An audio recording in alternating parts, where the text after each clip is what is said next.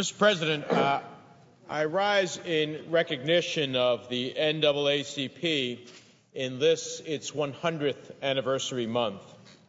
I rise in praise of what this extraordinary organization has so proudly come to represent to every American who deeply believes in freedom, human dignity, and equal justice under the law. And yet, Mr. President, I rise with a heavy heart filled with powerful, lasting images of the unimaginable suffering surrounding the founding of this great organization. Images of the savage hand of racism, horrific lynchings in the middle of the night, the 1908 race riot in Springfield, Illinois, birthplace of Abraham Lincoln, that led a bold band of Americans to do all they could, whatever they could, to end the violence against blacks, the vicious, unveiled hatred and intolerance that to this day has left such deep and painful scars on this nation. I rise in recognition of those courageous men and women who a century ago stepped forward to found the NAACP, those who stood against violence, who stood against the hatred, blacks like W.E.B. Du Bois, Ida B. Wells Barnett, Mary Church Terrell, and whites like Mary White Ovington and Oswald Garrison Villard, descendants of America's first abolitionists. These men and women came forward, echoing the call of W.E.B. Du Bois to secure for all people the rights of the 13th, 14th, and 15th Amendments to the Constitution, to end slavery, provide equal justice under the law, and ensure universal adult male suffrage.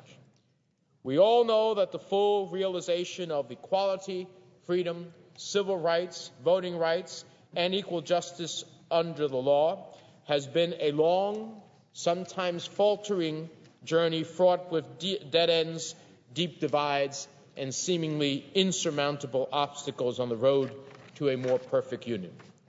It has been a journey of starts and stops, with harrowing moments, some horrific, some heart-wrenching, but all equally historic, all part of the American saga, each forever etched in the collective memory of this nation. Mr. President, the magnificent building in which we do our work today is a monument to that journey.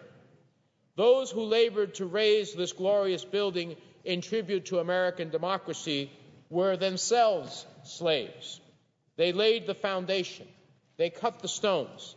They raised the walls and built the magnificent dome of the United States Capitol. Those slaves lived here on Capitol Hill in the shadow of what is now the Statue of Freedom that looks eastward towards the rising sun and what was then the new dawn of a rising nation. They are in many ways the ancestors of freedom herself, the precursors of an event to which we are so boldly stood witness in January in the shadow of their labors, as a black man raised his hand on the west front of the Capitol to take the oath of office as President of the United States. What greater tribute to them?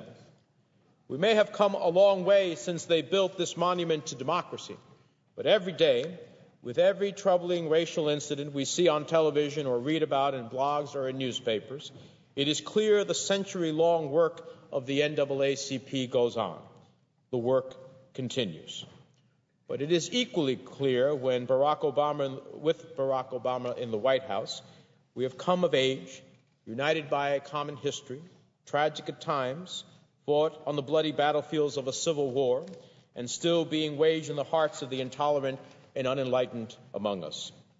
Let the images of history tell the story of America, plainly, honestly, for what it is, from the labors of those slaves who built this Capitol to the founding of the NAACP, from the battlefields of Gettysburg and Manassas to the freedom rides and marches through Selma and Montgomery, from bloodshed, tragedy, and travails, sacrifices and sorrows, from those who lived and died on plantations or rode the Underground Railway north to those freed by the Emancipation Proclamation, for the devastating inhumanity of slavery to the election of Barack Obama.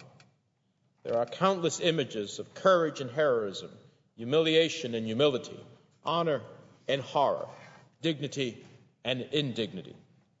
images of hope and despair, fear and frustration, images of fire hoses and police dogs turned on Americans whose only crime was the longing to be free and equal, images still clear in our minds, triumphant images of Martin Luther King at the Lincoln Memorial, millions marching on Washington, deeply moving images of peace-loving men like Congressman John Lewis beaten down by billy clubs because he simply wanted to cross a bridge, images of abject poverty, of two worlds separate and apart and far from equal, tragic images of a great man lying in a pool of blood on a motel balcony in Atlanta in April of 1968, but none so powerful, none so deeply moving as Barack Obama taking the oath of office as President of the United States on the west front of the Capitol 41 years later.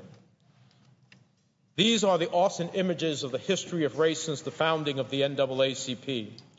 They represent the history of America as much as they represent the history of the NAACP, and we must, all of us, black and white alike, embrace them, understand them, and learn from them.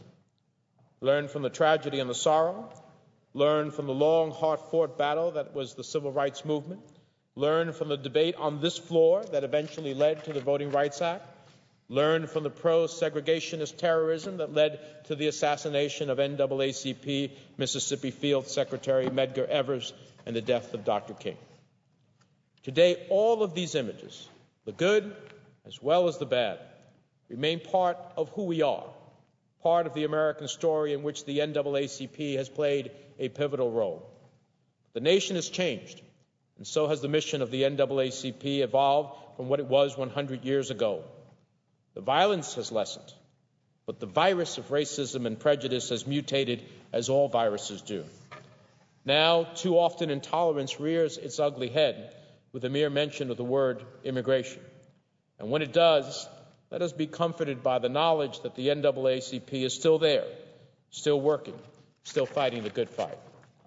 Today, the NAACP is an expanded organization dedicated to the elimination of all race prejudice in America, whether that prejudice be against Hispanic Americans, Asian Americans, and all Americans who seek political, educational, economic, and social equality.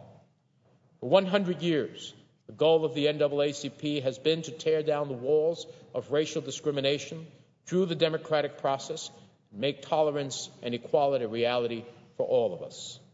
Let that goal be realized in our generation, in our time, and let us continue, one nation, indivisible, on that long journey to a more perfect union. With that, Mr. President, I yield the floor.